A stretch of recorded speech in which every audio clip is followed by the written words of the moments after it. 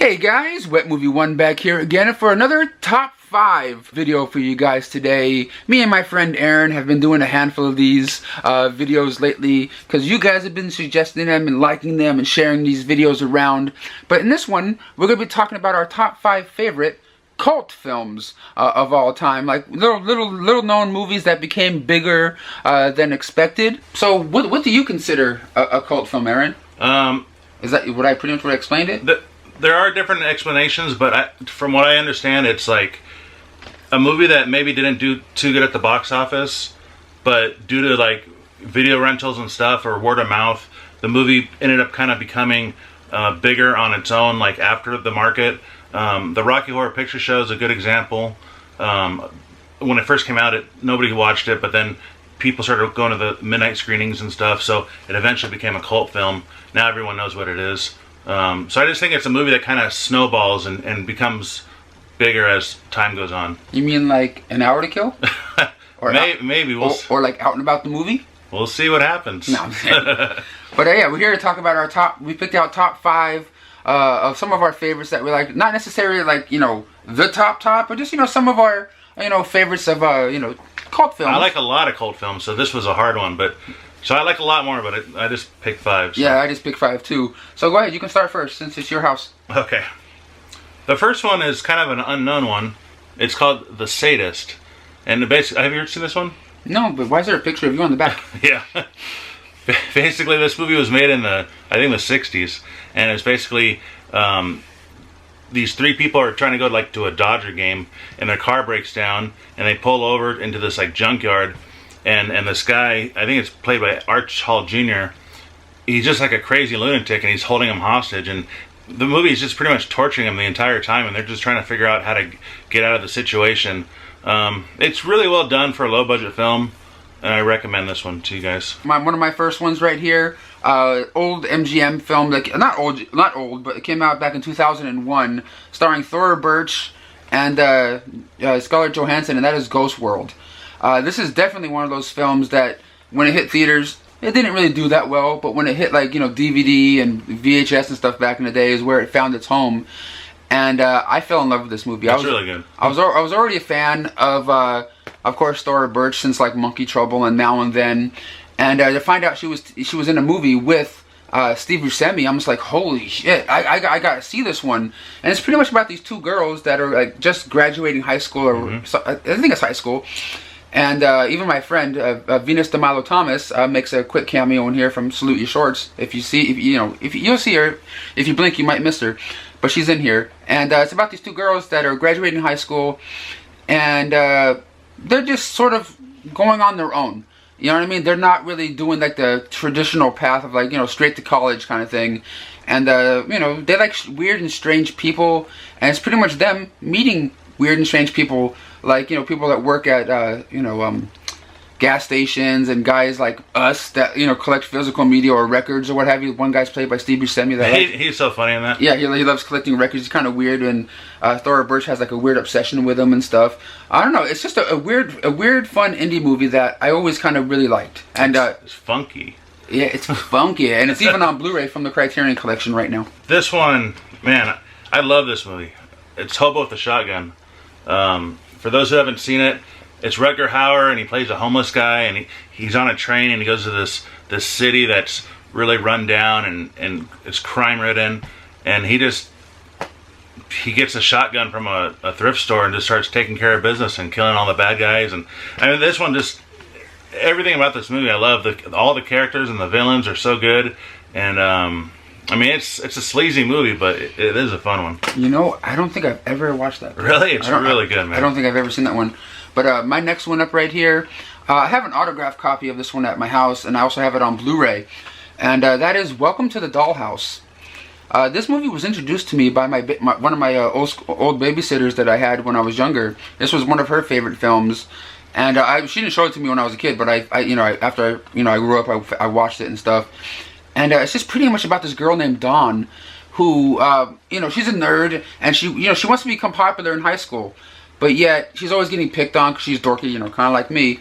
And she comes across this young kid that's always picking on her, and he's played by Brandon Sexton III, like always saying weird stuff to her, like, you know, like he wants to rape her, and it's crazy. It's a crazy movie, but she gets bullied big time in that movie. Yeah, it feels like a John Waters vibe in some aspects of it, kind of grungy, kind of grody, but like I kind of dig it. I really like that movie too. Yeah, so welcome to that one and Ghost World. For some reason, I think of them as like sisters or cousin movies. I don't know. Yeah, kind of, right? But like Heather Monterazzo, the girl that plays Dawn, the girl on this cover, absolutely killed it in this movie. So did Brandon Sexton III. Okay, my next one. This is kind of an obvious one, but it's really good. Samurai Cop. Have you seen this one, Brendan? No, but I think a friend of mine is in Sec Part 2. Yeah, this movie's just hilarious. It's kind of like I can't even explain it. It's like a ripoff of like Lethal Weapon, where you have this guy, he's a cop, but he knows karate, and he has a partner, and they're trying to take down like the other samurai Japanese gangs, and this is a really good one. You got to watch this one. Yeah, I probably need to get up on that one. So I love martial arts and so stuff. There's a part 2, but it's yeah. But my next one up over here is a Larry Clark film, and this one's also kind of in the same vein as Ghost World and Welcome to the Dollhouse, as in it's kind of grody. It's kind of like real gritty as shit, and it's the very first movie that Rosario Dawson was ever in, and she was cast off the street by the director Larry Clark, and that is the movie Kids. I believe there's a Blu-ray of this one, like overseas somewhere. I think you have to have an all-region player to play it, if I'm not mistaken. And it just follows, like, you know, a day in the life of these kids that live on the streets of New York. You know, like teenagers that think they're invincible. That think they can do whatever, do drugs, and, you know, have sex with one another, and not, you know, contract any diseases or anything like that. There's a lot of there's some rape scenes in here. Mm-hmm. And like I said, you get Rosario Dawson here in her very first role. As of right now, off the top of my head, I can't think of any other movie that Larry Clark has made. Bully, that's what it was. That's what it was. Or What's Up, Rockers? There you go. Yeah, and I think he wrote American History X. I could be wrong, but I think he was the writer on that. But yeah, like this guy has made some good movies. I couldn't think of him off the top of my head as we're filming, but he has a very like kind of a sick sense of humor, but his movies are interesting though, so it's kind of weird. Yeah, but if you guys have seen this one, let me know down below. But this is definitely one of my favorite cult films, because when it came out, I don't think it hit big, but it has a nice cult following. Oh yeah. Here's another obvious one. You gotta love The Room, Tommy Wiseau. Yeah. I don't know, like this movie this is the definition of a cult film. Like it, you know, came out of nowhere and it just got bigger and bigger and bigger, and they even made The Disaster Artist, which is like yeah, the film starring James Franco. Yeah, so you got to see this one. This is really good. Hi, doggy. Yeah. Yeah, the next one up on my list right here is one of my favorite Jeff Bridges films / John Goodman films. Big film. It has a big cult following, and that is The Big Lebowski. He pissed on your fucking rug, Lebowski. But the rug really tied your room together, you know. And it's pretty much just about this guy who's kind of a bum, you know, kind of just like us in a way. And you know, bad things happen to him, and he has to try to figure out what's going on. Yeah, they're bowlers. Steve Buscemi's on there. Yeah. John Goodman's on the team. Yeah, these guys have like a little ghetto bowling team, but yet like these gangsters and thugs come into Jeff Bridges' house one day, and they think it's a different Jeff Lebowski. Yeah. And he has to go and clear his name, and then gets mixed up in some craziness. I mean, this movie is actually amazing. It's really good. It's one of the best one of the best movies. I have this movie multiple times. Whenever there's a new format, this is definitely always one of those ones I'm always going to keep buying and buying. Mm-hmm. Great flick. If you've never seen it, The Big Lebowski, great. The Jesus Rolls, the semi-sequel to this, can eat dick. I haven't seen that, but I hate that one. All right, now there's a movie. It's raunchy. I showed it to you. I know you did. You didn't know about it before I showed it to you. You know, interesting story. I tried watching this movie, and within the first 10 minutes, I literally threw it in my trash can. And now it's like one of his fucking favorites. And then the next day, I'm like, you know what? I should finish that movie. I watched another 10 minutes, and then I threw it in the trash can again.